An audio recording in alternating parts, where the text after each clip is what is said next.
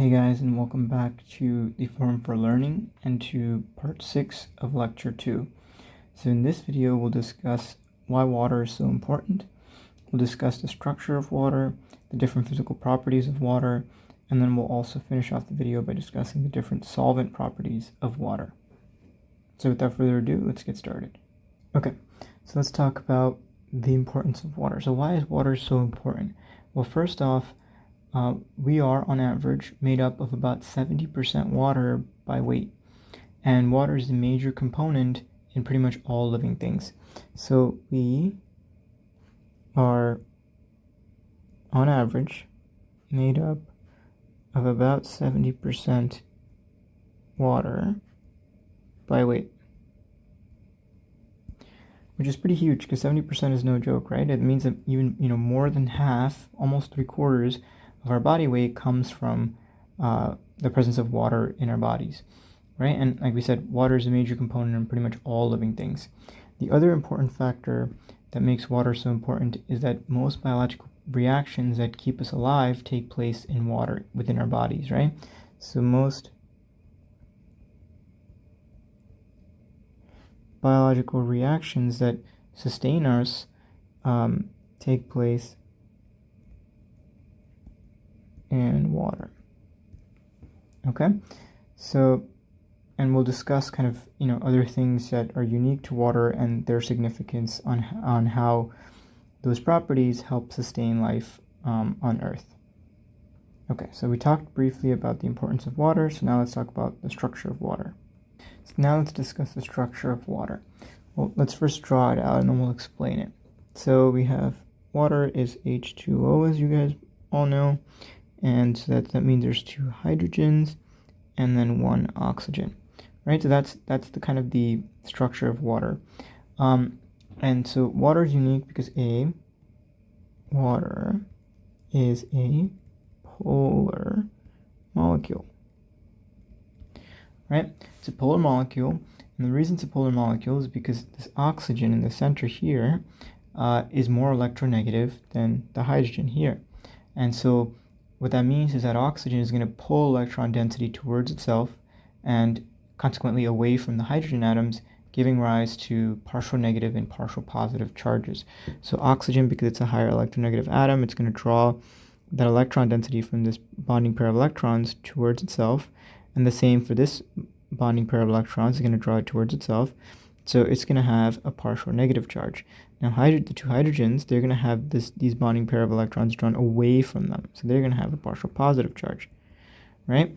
And so now you have partial charges across, all of these atoms in water. And what that allows water to do, and before we actually discuss that, the other thing to note is that oxygen is a very electronegative atom, right? It's a really highly electronegative atom, which means it's going to really draw quite a lot of that electron density towards itself. And so that means that these partial charges are quite strong, right? The partial charge on oxygen is quite negative, and the partial charge on hydrogen are quite positive.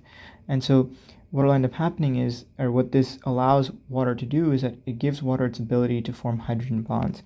So another unique property, or with respect to the structure of water, this polar structure of water, is that now water also has the ability to hydrogen bond. Now, we went into detail what hydrogen bonding was in the previous part of this lecture series, so I think it was part 5 of lecture 2. So if you guys haven't seen that and would like to know what hydrogen bonding is, I highly suggest you guys check that video out. So the other thing that we should also note is kind of the actual the structure of water, right? We discussed that it's a polar molecule, but so there's 2 different kinds of structures. You have geometric structures and you have molecular structure, right? So with respect to geometric structures, and geometric structure is just basically kind of describing how the electrons, both bonding and non-bonding in a molecule, are shaped, or sorry, are oriented in space. And then the molecular shape is the actual shape that you see here, the typical bent shape that you see here. So water has what's called a tetrahedral geometric shape. Okay, and it has a bent molecular shape. And this geometric shape describes how the electrons are oriented in space. And with respect to with respect to water, you end up having two pairs of non-bonding electrons, and this is on the oxygen atom, and you'll also have two pairs of bonding electrons, right? And so the non-bonding electrons are like this, and the bonding pairs are we see in these bonds right here. Okay, so that's water's tetrahedral geometric shape, or that's water's geometric shape, which is tetrahedral. Now the molecular shape describes how the different atoms in the different molecule, or different atoms within a molecule, are oriented in space. So how the atoms in a molecule are oriented in space, right? And in this case, water has this bent structure where the two hydrogens are kind of bent away from the oxygen atom, the central oxygen atom. So again, water has a tetrahedral geometric shape, and it has a bent molecular shape.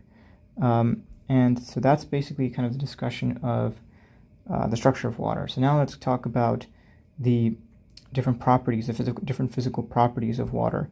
And a lot of the physical properties of water arise from water's ability to form these hydrogen bonds. So I highly recommend you guys check out the previous video, part 5 of lecture 2, if you guys don't know what hydrogen bonding is, so you have a better idea of what that is, and you can kind of start to see like how, the water's ability to hydrogen bond gives rise to its physical properties. All right, so now let's talk about the different properties of water.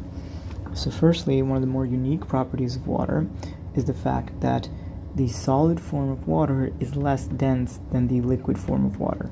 Okay, so solid form is less dense than the liquid form. Right, with most other substances, the solid form is usually more dense than the liquid form. But with respect to water, the solid form of water, which is ice, is less dense than the liquid form. Right? And so why is that? Well, first let's look at what density is, right? So density is equal to the mass of a substance divided by the volume that the substance takes up, right? And so in order for density to go down, right, because we said the solid form is less dense than the liquid form, that means that either the mass has to go down or the volume has to go up, right? So for example, so here let's write this out. So if you have density, I'll just put L for liquid water, is equal to the mass of liquid water over the volume of liquid water, right? And then the same thing, so density of ice, I'll just put dI, is equal to the mass of ice over the volume of ice, right? And we're saying that the solid form, so dI, is less dense than the liquid form. So the density of ice is less than the density of liquid water. Well, how can that happen? Well, like we said, it's either the mass of ice has to be lower than the mass of liquid water, or the volume of ice has to be less than the volume of liquid water, right? And so mass doesn't change, right? So it has to be the volume that is the difference, and that has to lead to why the density of ice is less than the density of liquid water, as you said here. So let's look at the structure and talk about this. So in ice, the water molecules that are held in place by hydrogen bonds, right? We discussed the significance of hydrogen bonds and how hydrogen bonds can actually, or do actually, give water its unique physical properties, such as this. So anyway, so in ice, the water molecules are held in place by hydrogen bonds, and they exist in this rigid crystalline structure, right? So in ice, the structure is this rigid crystalline structure. Okay, but despite the water molecules being held firmly in place, right, in this rigid crystalline structure, they're actually further apart from each other than they would be if they were in the liquid state. So that's the real key right there. So is that water molecules in ice are further apart from each other than they are when in the liquid phase, right? And so why is that? Well, that has to do with the hydrogen bond. So when the molecules in ice, right, because we said in ice it's this rigid crystalline structure, they get sort of closer together as water turns from liquid to ice. Okay, that's just the tendency of, most, or if not all substances, is that as the temperature goes down, their kinetic energy or their motion slows down, and so they get closer together and move less, right? But the caveat here is the hydrogen bonds. So in water, when liquid water transitions to ice through a phase change, right, freezing, what happens is the molecules orient in such a way in that crystalline structure of ice to maximize hydrogen bonding. And in order to do that, they have to be slightly away from each other because of these repulsive forces, right? If they're really close to each other, you'll have repulsive forces because of these partial charges on oxygen and hydrogen. And so the orientation of the molecules with respect to each other in ice is slightly different than most other molecules because of those hydrogen bonds. And so what will end up happening is that the water molecules in ice are going to be further apart from each other than they are when they're in the liquid form. And so if they're further apart from each other, that means that ice, or the molecules in ice, take up more space, right? The water molecules take up more space than the liquid form because, like I said, they're further apart. And so if they take up more space, then that means what? The density of ice, with respect to the density of ice, the volume of ice is actually higher than the volume of liquid water, right? So the volume of ice is greater than the volume of liquid water because we just explained the water molecules are further apart from each other when in ice than in liquid form. And again, this has to do with the fact that the hydrogen bonding forces these molecules to orient in such a way in the frozen form, right, in the ice form of water, such that they take up more space. Okay, and so that's why solid water or ice is less dense than the liquid form. And so now let's talk about sort of why is that important, right? Because there's a lot of implications of the fact that the solid form of water is less dense than the liquid form of water. Okay, so now let's talk about kind of what this means in terms of the implications of this property of water. So first and foremost,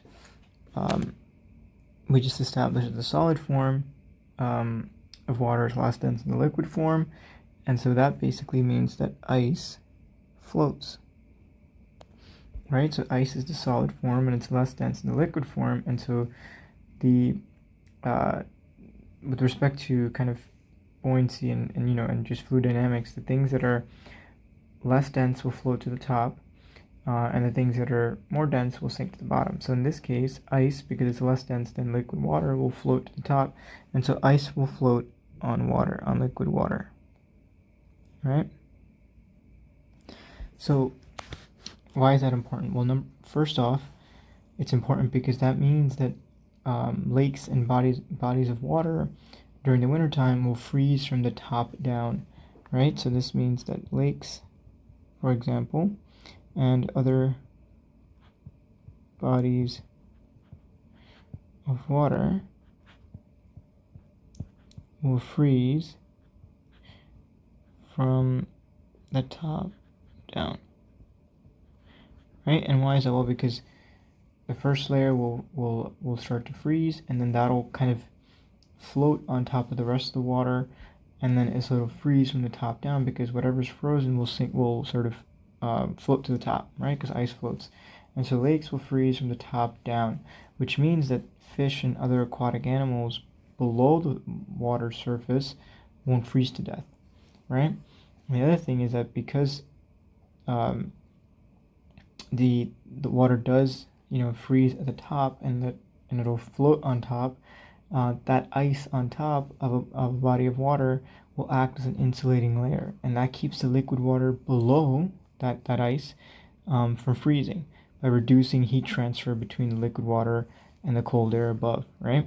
So not only does ice float, and not only does bodies of water freeze from the top down, the ice that's on top, the surface layer of the water, will actually insulate the liquid water beneath it and prevent that liquid water from freezing by reducing that heat transfer between it and the cold air above. Right, and so overall, because of this property, the organisms below the water, or below the ice rather, don't get subjected to temps below freezing, allowing them to survive. And so ultimately, it allows for fish and other aquatic animals to survive winter. Okay, so that was one of the properties of water. So now let's talk about another one called specific heat. Okay, so now let's talk about specific heat. So what is specific heat? Well, specific heat is the amount of heat energy required to raise the temperature of 1 gram of substance by 1 degree Celsius. Okay, so it's the amount of heat energy required to raise the temperature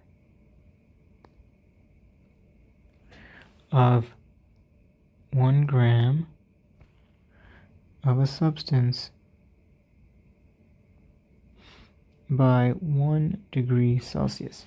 All right, so it's the amount of heat energy required to raise the temperature of 1 gram of substance by 1 degree Celsius. Okay, and water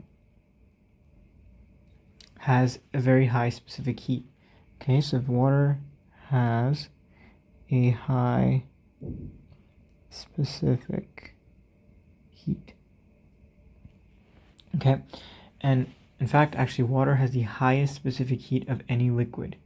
All right, and so what does that actually mean, right? What that means is it takes a lot of heat energy, and that means that it takes a long time to raise the temperature of liquid water, right? So it's going to take a lot of, so this basically means that it takes a lot of heat energy, and thus a long time to raise the temperature of liquid water. Right, and the opposite is also true. The opposite is also true. And what's the opposite? Well, it's that water will release a lot of energy heat energy when it cools down, and it takes a long time to do that. So because water has a high specific heat, it takes a lot of heat energy to raise the temperature of liquid water, and in the corollary, water will release a lot of heat energy when it cools. Okay, and so why is that? Well, the reason the water has such a high specific heat is because of those hydrogen bonds, right? Because it takes a lot of energy to break those hydrogen bonds that hold liquid water together. All right, so water has a high specific heat. Well, why does it have a high specific heat? Well, because it takes a lot of energy to break the hydrogen bonds in liquid water. Right, so if you look at phase change, for example, from liquid water to into the gaseous state,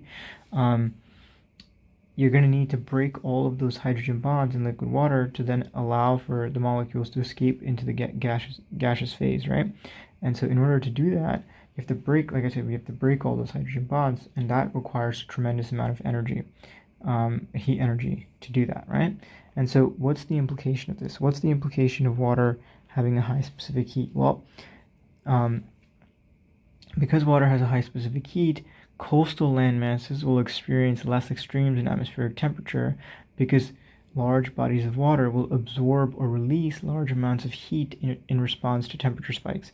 So for example, if you live in, I don't know, any coastal region, you will have more temperate climate because you won't have extremes in temperature, because that large body of water, what will happen is, if say the environment is really hot, well, that water will absorb a lot of that heat and kind of keep the land masses cooler, and vice versa. If it's really cold, water will the freezing of water will release a lot of heat energy and keep those land masses warm, right? So you'll have less extremes of temperature in coastal areas because those large bodies of water can help regulate temperature spikes, because they can absorb and release large amounts of energy, heat energy in particular.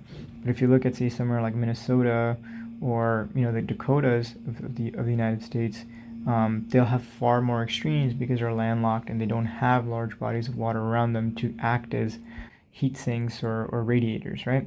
To try to minimize those spikes. All right, so that's specific heat. So now let's talk about the melting and the freezing of water, and we'll also talk about the heat of vaporization of water. All right, so now let's talk about water's melting and freezing points. So water has a high melting and freezing point. So water has a high melting / freezing point. Well, why is that? Again, it has to do with those hydrogen bonds. So when we melt ice, so that's the form, so that's right. So melting, right? So melting requires tremendous amounts of energy because we have to break those hydrogen bonds from ice to form liquid water, right? So melting is hydrogen bond breakage, and so this requires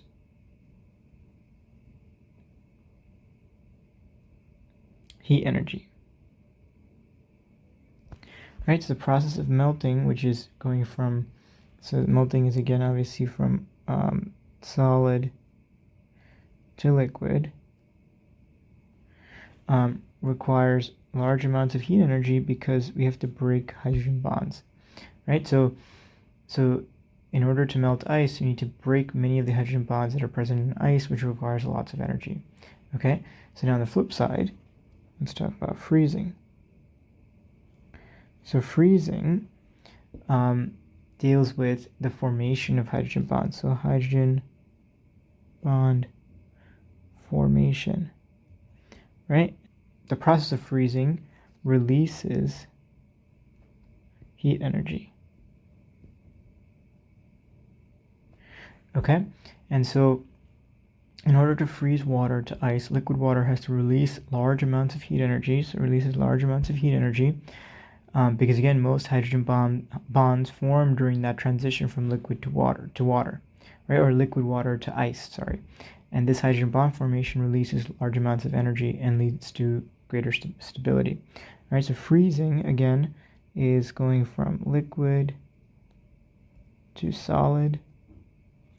And this process deals with hydrogen bond formation, and as a result of that, it releases heat energy. Okay, and so we discussed how in a certain region of the world, for example, right, like for example, the coastal regions are more temperate because of large bodies of water. So when you have melting and freezing during winter of larger bodies of water, they'll release or absorb large amounts of heat energy from the environment, and so it'll keep the environment fairly temperate and will kind of prevent extreme temperature spikes. So that's basically melting and freezing of water, right? So let's just quick overview again. Melting is is when water goes from ice to liquid water. It deals with hydrogen bond breakage and requires large amounts of heat energy. Freezing, on the other hand, is from when liquid water becomes solids, or basically from liquid water to ice, and that deals with hydrogen bond formation, and as a result releases large amounts of heat energy. All right, so now let's talk about heat of vaporization. Okay, so what is the heat of vaporization? So heat of vaporization is the amount of heat energy required to convert a liquid to its gaseous state. So it is the amount of energy, or specifically heat energy, required to convert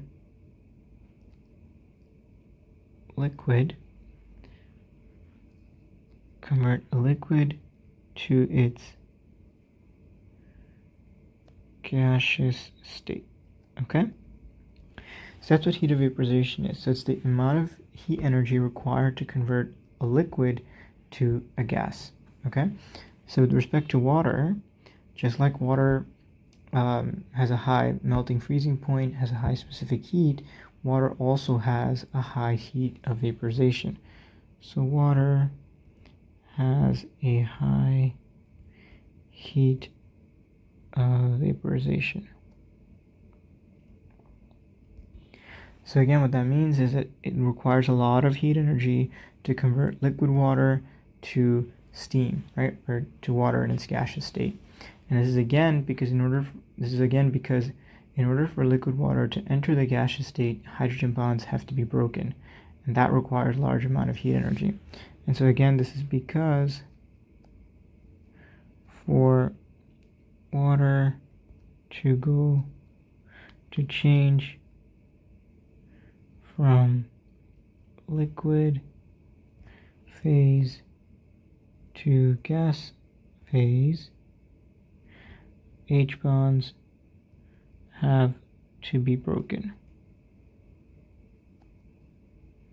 And this requires large amounts of heat energy. Okay? So the interesting thing about this phase change from liquid to gas is that heat energy that is required for that conversion has to come from the environment, right? And so it has to come from the environment where this liquid is. And so because a lot of heat energy has to be absorbed by liquid water to break those hydrogen bonds and enter the gaseous state, evaporation actually has a cooling effect because the energy absorbed comes from the nearby environment, right? So say evaporation has a cooling effect on the environment, I guess, surrounding the water or the liquid, right? And because, like we said, water has a high specific heat, which means a lot of energy is required to raise the temperature of water, right? And so if you're trying to turn water from the liquid phase to the gaseous phase, it requires a lot of energy in and of itself. And because water has a high specific heat, it requires even more energy. And so water has to absorb a tremendous amount of energy to escape into the gaseous phase.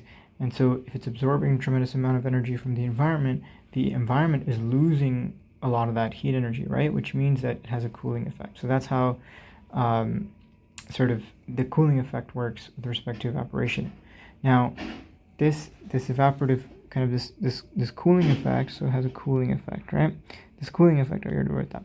This cooling effect is the whole basis of sweating, right? The purpose of sweating is when we get hot, is to use evaporative cooling to cool us down by making sweat absorb heat energy from our skin, which is the environment, right? And evaporate, and that cools us down in the process. So sweating is basically evaporative cooling happening on our skin, right? So basically the body produces sweat through the sweat glands, and it comes out of the pores and it lays on top of our skin, and when it's exposed to the environment, which is our skin, it absorbs those sweat droplets will absorb heat energy from our skin and then escape to the gaseous phase, right? And dry out. And that process of the sweat droplets absorbing energy cools us down, because that the energy required for the sweat droplets to go into the gaseous phase and sort of escape from our skin comes from our skin. And so the heat energy required will come from our skin, which then ultimately cools us down. And this is an example of how we maintain homeostasis, right? Sweating is an example of thermoregulation, which is one of the things that all living things have to do in order to be considered living, as we talked about. And I think it was part 1 of lecture 1 or something to that effect.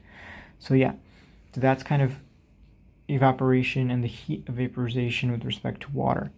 Okay, and so the big takeaway from what we just discussed with respect to, high specific heat, high melting and freezing temperatures, or melting and freezing points, and high heat of vaporization, is that all of those properties of water come from its ability to form hydrogen bonds and the strength of those hydrogen bonds, because all the properties rely on the need to either break or form hydrogen bonds. Okay, so now let's talk about a couple more properties of water that kind of also deal with hydrogen bonds. All right, so now let's talk about cohesion, surface tension, and adhesion. So let's start with talking about cohesion. So what is cohesion? Well, cohesion is the attraction of molecules for other molecules of the same kind, right? So it's the attraction of molecules, for other molecules of the same kind. Now the key is that it's of the same kind. So a certain set of molecules will have attraction to other molecules of the same kind. All right.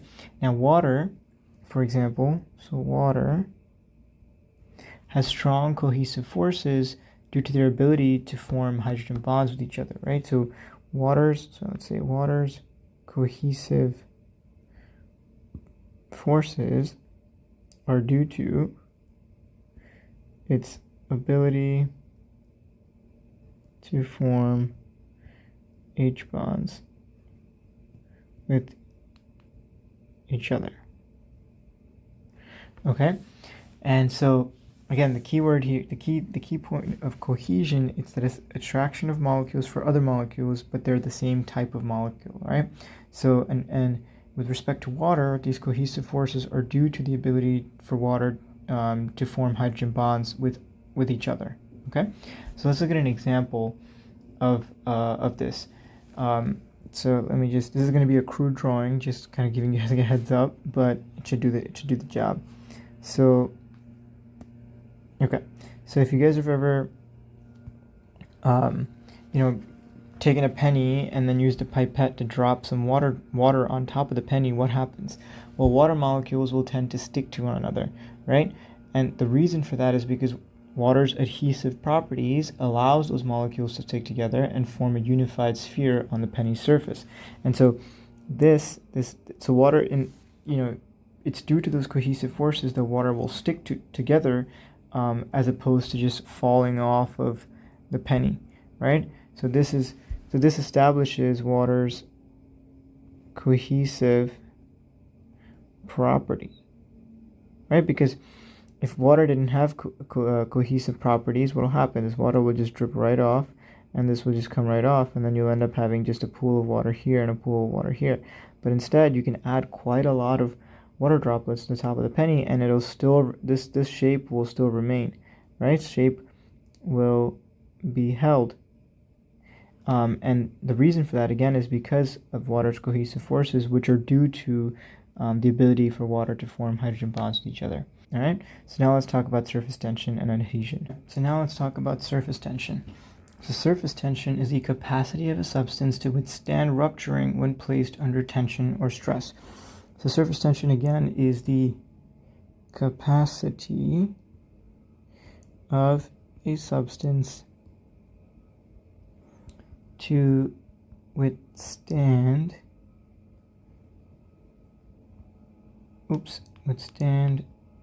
rupturing when placed under stress or tension. Okay, so it's the capacity of a substance to withstand rupturing when placed under stress or tension. Okay, now the property of surface tension arises due to strong cohesive forces that are present at the surface of liquids. So surface tension, again, it occurs due to strong cohesive forces present at the surface of a liquid. Okay, so it's the surface of liquids, and it's due to strong cohesive forces, right? So let's look at an example, the kind of famous example of how an insect can walk on water, right? So again, just wanted to say it's going to be a crude drawing ahead of time so that you guys know what to expect. All right, let's look at an example. My apologies in advance for this crude drawing, but it should do the trick. All right, so insect walking on water. So how does this work? Well, let's first talk about what's happening here, right? So first off, the water molecules at the surface of a liquid have less neighboring molecules to hydrogen bond with than the molecules that are further down in the liquid, right? Because they're exposed to air on one side, unlike the molecules further down. So basically what we're saying is, say, a water molecule here, right? It can hydrogen bond to the water molecule next to it, next to it on this side, next to it below, and next to it above, right? Now if you look at a water molecule on the surface of the water, it can really only hydrogen bond with 3 different water molecules, right? It can hydrogen bond this way, it can hydrogen bond in this direction, it can hydrogen bond with a molecule in this direction. So there's 3 molecules, or in 3 different directions that this water molecule at the surface can hydrogen bond with, whereas there are 4 water molecules in 4 different directions that this water molecule can hydrogen bond with, right? And so what happens is, because of this, the water molecules at the surface, so this guy right here, will form even stronger hydrogen bonds to compensate. So these hydrogen bonds here, here, and here are going to be stronger than this, and this, right? Because this one can't form a hydrogen bond above it, right? Or it can't form a hydrogen bond with a molecule above it because the molecules above it are air, right? So it's going to compensate by forming stronger hydrogen bonds to the side and below it, okay? And so what happens is, because of this, the water surface will contain a will contain a layer of strongly bonded water molecules, right? Or strongly hydrogen bonded water molecules. So let's write this down, right? So first of all, so the water molecules at the surface can only form 3 hydrogen bonds, right? 3 H bonds. Water molecules beneath the surface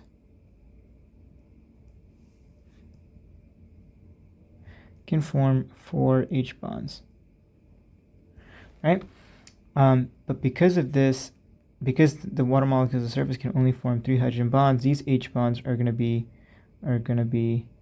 these are stronger than these guys, right? And so you have this really strongly hydrogen bonded layer of water at the surface, of water molecules at the surface of water, right? And so again, what happens is, when the weight of the insect, which is the gravitational force, right, of the weight pulling down on the water, will equal the resistance to rupture from the water molecules at the surface. So the water molecules are basically coming together and kind of really holding and resisting rupture. When that resistance to rupture equals the weight of the insect pushing down, then the insect will float, right? That makes sense because it's basically saying that the forces, this force will cancel out this force, and so the net force is zero, and the insect can float on water. And the reason again is because of these really strong cohesive forces at the surface of the water, resulting in water's surface tension and its resistance to rupture when there's a weight or a tension or a stress placed on it. Okay, and it has to do with the difference in the number of hydrogen bonds that these water molecules can form based on where they are, whether at the surface or beneath the surface. Okay, so that's surface tension in water. So now let's talk about adhesion. So adhesion is the attraction between molecules of one kind and molecules of a different kind. So it's kind of the opposite of cohesion that we talked about a little earlier. So adhesion, like we just said, is the attraction between molecules of one kind and molecules of a different kind.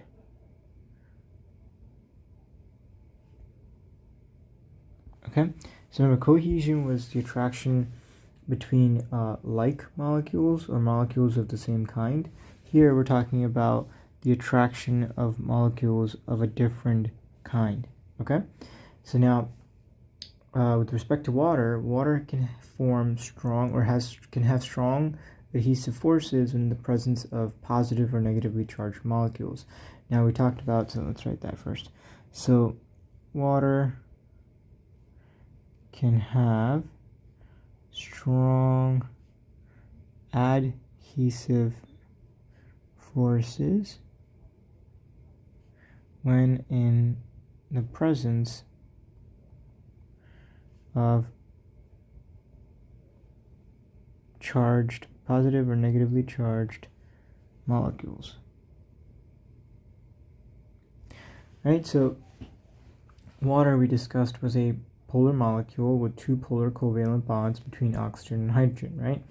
And that polar covalent bond between oxygen and hydrogen has a significant electronegativity difference across the two atoms in that polar covalent bond. And so there are going to be partial charges on either end of that polar covalent bond. Oxygen will have a partial negative charge, the hydrogen will have a partial positive charge, and so those charges can attract other molecules in the environment that are also charged, right? So that's why water can have strong adhesive forces, because water itself has partial charges across that across those two polar covalent bonds in the water molecule, right? And so it can have the strong adhesive forces when in the presence of other charged molecules, okay, because of the force of attraction. All right, so now let's look at an example. So we'll look at two examples, and we'll kind of discuss what is going on there.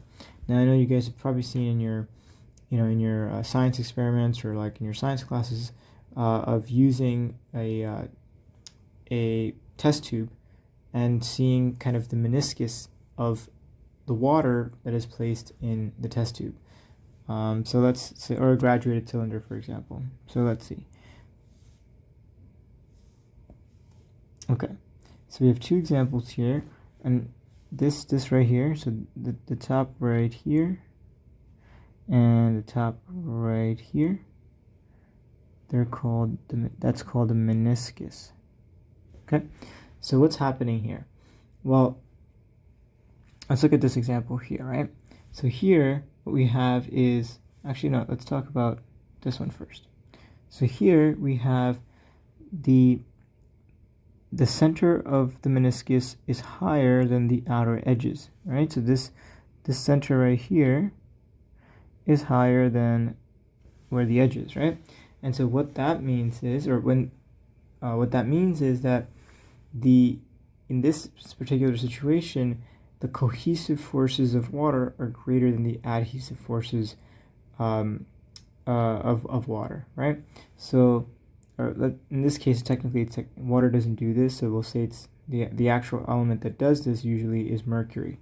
So in this case, mercury. So so you'll have a meniscus where the center is higher than the edges when the cohesive forces are greater than the adhesive forces. Right? So what does that mean? That means that the forces of attraction, or the attractive force between the same molecules, or the same kind of molecules,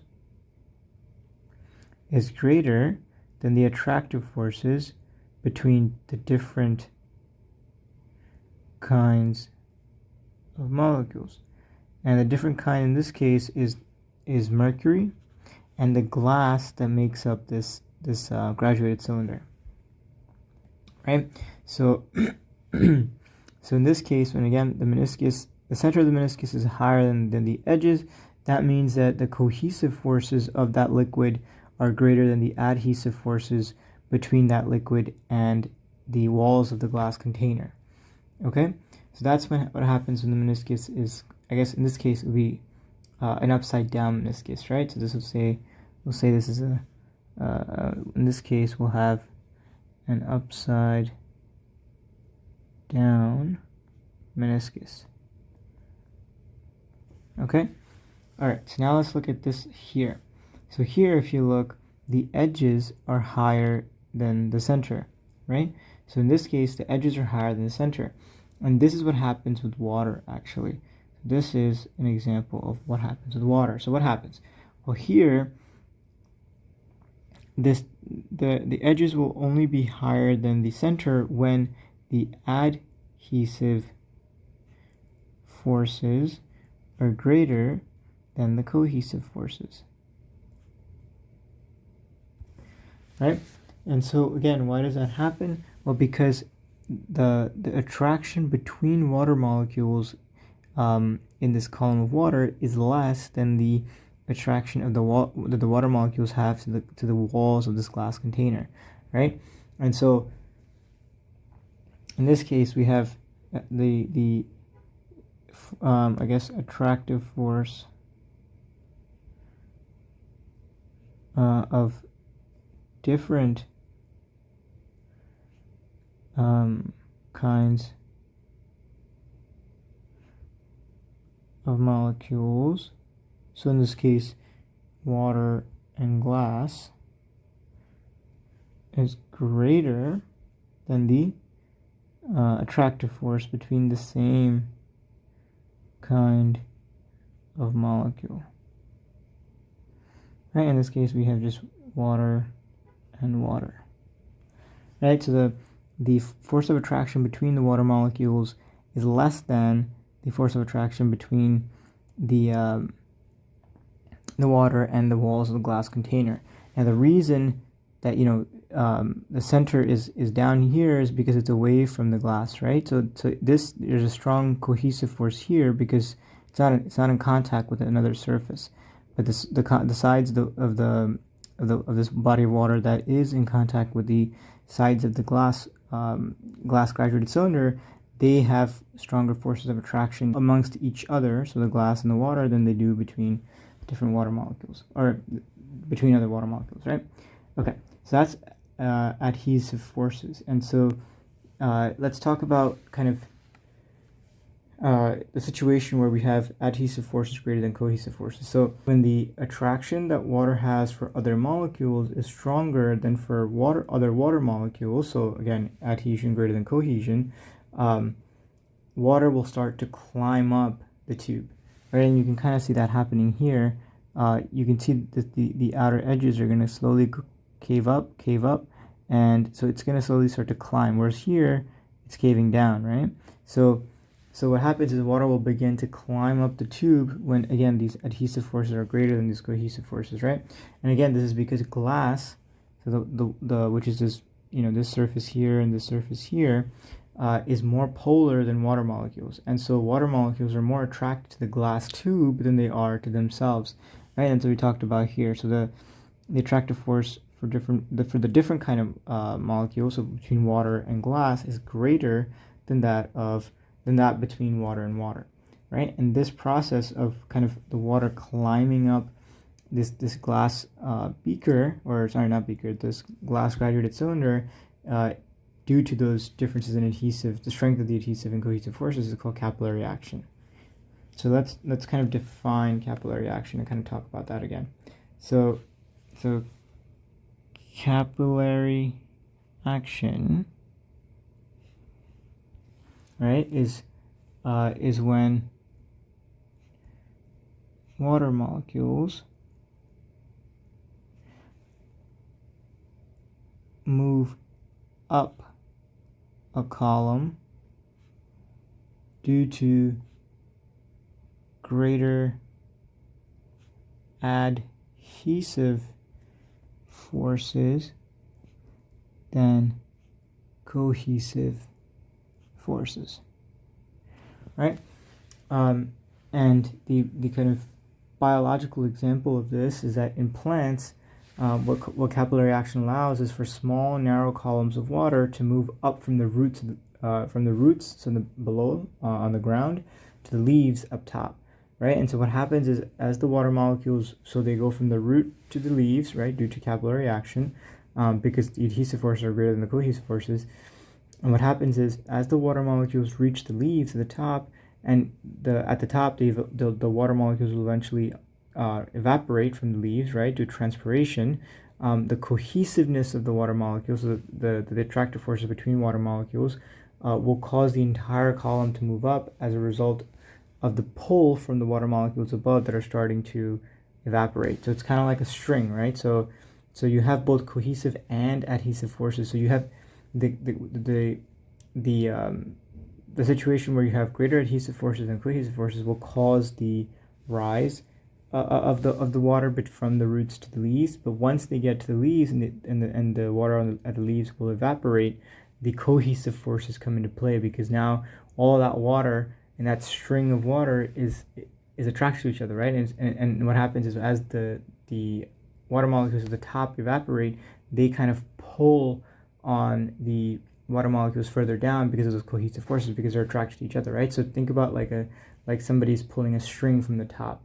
So the string has to get to the top initially, and that's through capillary action, right? That's through greater adhesive forces and cohesive forces. But once at the top, and the first few water molecules will begin to evaporate, then the pull is supplemented by the cohesive forces, because now as one molecule leaves, the others are still bound together through these hydrogen bonds and through these attractive forces of cohesion, that they're going to also get pulled up.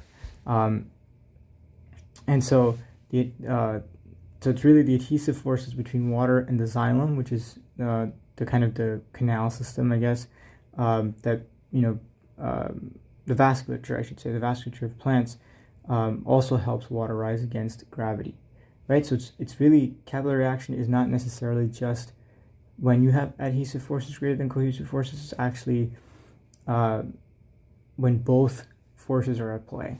So let's actually kind of define it. So it's when water molecules move up a column due to, we should say, just due to both cohesive and adhesive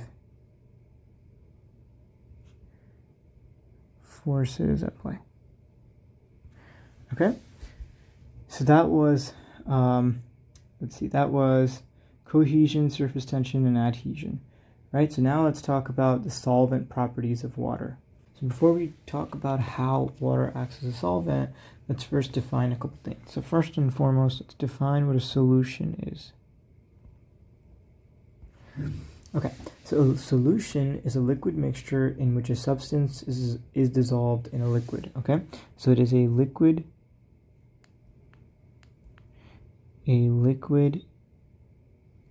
mixture where a substance is dissolved in a liquid. Okay, so it's a liquid mixture where a substance is dissolved in a liquid. Now, the liquid in which the substance is dissolved to form a solution is called the solvent.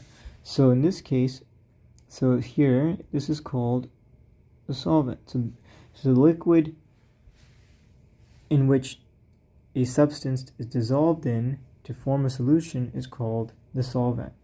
Now the solute is the substance that is dissolved in the liquid to form a solution. So the substance that's dissolved, the substance that is dissolved is called the solute, right? And then the liquid in which the solute is dissolved in is called the solvent. So you have two components, right? The actual substance that's being dissolved and the liquid that is dissolving the substance. So the substance that's being dissolved is called the solute.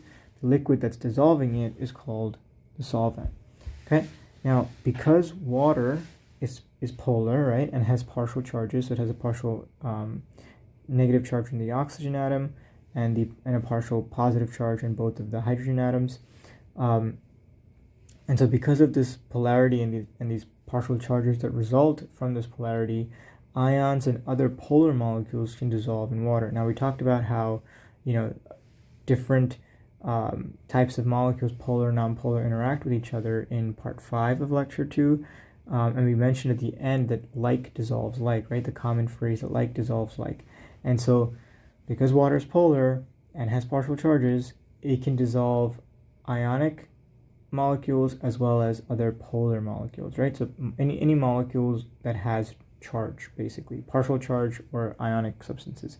So because water can dissolve ions and other polar molecules, water technically will be considered a solvent, right? Because different ions and polar molecules can be dissolved in water, and so water is the liquid that does the dissolving, and so it can be considered the solvent. So water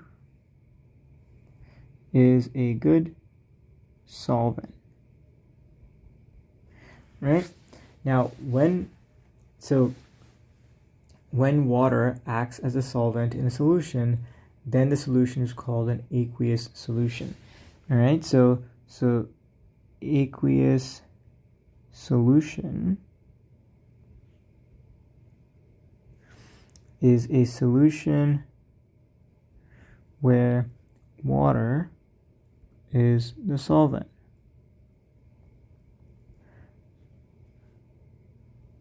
Okay, so if water's the one doing the dissolving in a solution, then it's called an aqueous solution. And many of the important biochemical reactions that take place in our bodies and across all of biology really take place in aqueous solutions within cells. Okay, remember we mentioned that 70% at the beginning of this lecture, that 70% of the human body by weight is made up of water, right? So many of the biochemical reactions that need to take place for our survival happen in aqueous solutions within cells. Okay, so now let's talk about how does water dissolve solutes, right? So water is able to dissolve ionic and other polar compounds due to its ability to form what are called spheres of hydration. So water is a good solvent, right? We mentioned that. So how does it work? Well, water is a good solvent because it can dissolve ionic and other polar compounds because of its ability to form spheres of hydration. So let's talk about that. Spheres of hydration. We kind of mentioned this and kind of went a little bit into detail about spheres of hydration and how water dissolves ionic compounds in part 5 of lecture 2. So again, I highly recommend you guys check that out before coming onto this video. But yeah, let's continue. So anyway, so spheres of hydration. So what happens is when water molecules act as the solvent, right, and the solute, say, is a polar molecule or an ionic molecule, so any sort of charged molecule, what happens is water molecules will surround this ionic or polar solute, keeping them separated from one another and dispersed in water. All right, so spheres of hydration happen when? So it's when water molecules surround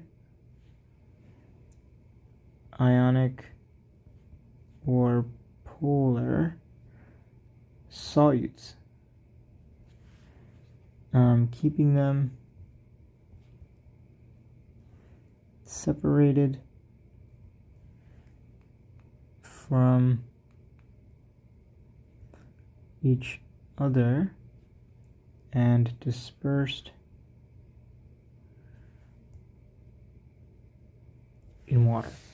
Okay, now the underlying force that leads to the hydration shell, or these spheres of hydration, is the attractive force between the partially negatively charged oxygen in water and the partially positively charged atom in the solute, and the partially positive hydrogen in water and the partially negative atom in the solute, right? So it's the attractive force that leads to this. So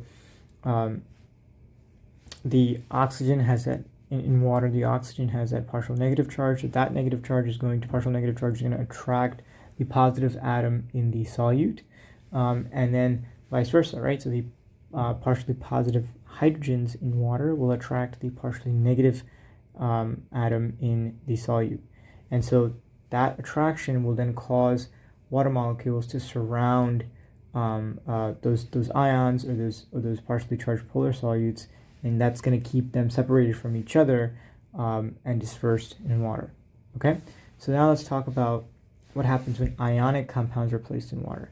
So when ionic compounds are placed in water, the ionic bonds holding the compound together are disrupted by process of what's called dissociation, right? So what's the process of dissociation? So the process of dissociation is the process by which atoms or groups of atoms break off and form ions. Okay, so it's the process by which atoms or groups of atoms break off from molecules and form ions. Okay, and this process of dissociation occurs as a result of the individual ions interacting with the polar regions of water molecules through these spheres of hydration. So let's look at an example. Again, we discussed this in part 5 of lecture 2, but we're going to talk about it again because it applies here as well. Okay, so let's look at an example of what happens when we put sodium chloride or table salt in water.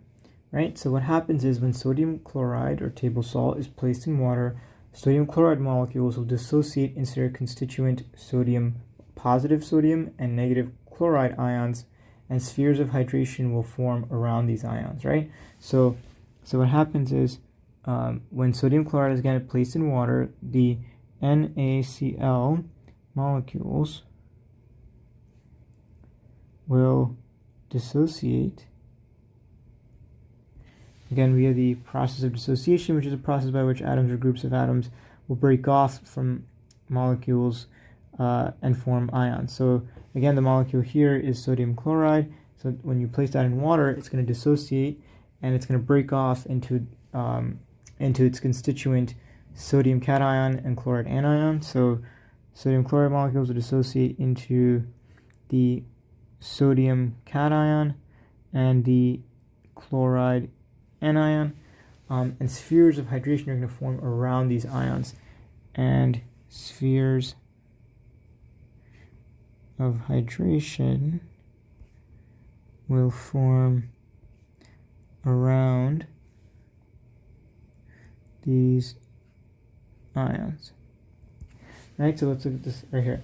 So here we have sodium is the positively charged sodium ion is going to attract the partial negative charge on the oxygen molecule, right, in water. And so all of those oxygen molecules in water are going to orient themselves towards this sodium cation. And again, the reason is because all of these oxygens have a partial negative charge, right? And so that negative charge in that oxygen in water is going to attract this positive sodium ion. And the same is true on the other side. So you have all of these partially positive hydrogens, and they're going to be attracted to this chloride anion, negatively charged chloride ion, right? And so, this is again what's called the spheres of hydration, because if you look, this charge is now separated from the chloride ion, right? And so molecule A, the molecule breaks up, dissociates, but then you have these spheres of hydration which kind of surround, we said, right? They surround ionic or polar molecules and they keep them separated from each other. And that's what's happening here, right? So the partially negative oxygen in water in the water molecule will orient and surround the positively charged sodium cation, and the partially positive hydrogen ion or partially positive hydrogen atom in the water molecule will orient itself and surround the negatively charged chloride anion. All right, so that's kind of how water acts as a solvent, especially with respect to when you place an ionic molecule, such as sodium chloride in water. Right, it's through these, it's through the process of dissociation and as well as the ability of water to form these spheres of hydration. Okay, so I think that might be it for part 6. Let's see. Why is water so important? We mentioned, right, 70% by weight, and a lot of the biological or biochemical reactions that sustain life take place in water. We talked about the structure of water, right, the polar covalent bonds, and how oxygen has a partial negative charge and hydrogen has a partial positive charge, and the implications of that. We talked about the different physical properties of water, right? So the fact that, the solid form of water is less dense than the liquid form, and the biological implication of that. We talked about water's high specific heat, high heat of vaporization, high freezing and melting points, the cohesive adhesive forces that water can have, as well as what else was there? Was water surface tension that comes from these forces. And then we finished off by discussing the solvent properties of water. And the main thing to take away is that a lot of these properties that water has, these physical properties that water has, come from its ability to form hydrogen bonds and come from its ability to, or it having partial charges across that polar covalent bond between oxygen and hydrogen in water. Okay? All right, so I think that's it for this video for part 6 of lecture 2. And as always, stay true, be kind, and never stop learning. Okay, bye.